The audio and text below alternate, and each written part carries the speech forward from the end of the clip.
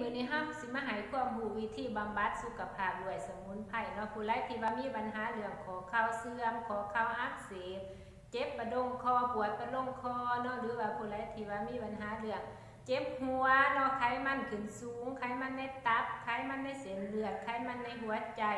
หรือว่าผู้ใดที่มีอาการเบาหวานเนาะตั้งทรงจังซี่เขาก็มีสินค้ามานำเสนอก็คือเซซามินเนาะเซซามินตัวนี้สารสกัดจากงาดำซึ่งสิไปช่วยในระบบกระดูกเนาะเฮ็ดให้กระดูกเฮาแข็งแรงเสริมสร้างแคลเซียมหรือว่าสิไปช่วยลดอาการปวดคอปวดเข่าช่วยลดอาการอักเสบของข้อเข่าเนาะช่วยลดอาการปวดประดงคอจังซี่หรือว่าผู้ใดที่ว่ามีไขมันขึ้นสูงเนาะไขมันในตับไขมันในเลือดไขมันในหัวใจ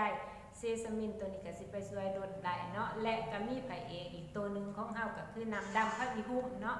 น้ำดำพระอีหุ่มตัวนี้สิไปช่วยในระบบเลือดเนาะผู้ใดที่ว่ามีปัญหาเรื่องเลือดขุ่นเลือดเหนียวเลือดจางเนาะมีไขมันในเลือดมาเก็บหัวเนาะมาเก็บหัวไมเกรนจังซี่หรือว่ามีระบบขับถ่ายบ่ดีขับถ่ายบ่สะดวกหรือว่าผู้ใดที่ว่าเป็นกระเพาะเนาะกระเพาะลำไส้กระเพาะอักเสบหรือว่ามีปัญหาเรื่องสารพิษในเลือดหลายเนาะน้ำดำตัวนี้ก็สิไปช่วยขับสารพิษออกมาหลายเนาะถ้าผู้ใดสนใจอยากสั่งซื้อเอาไปกินเนาะสอบถามมาหลายสบายดี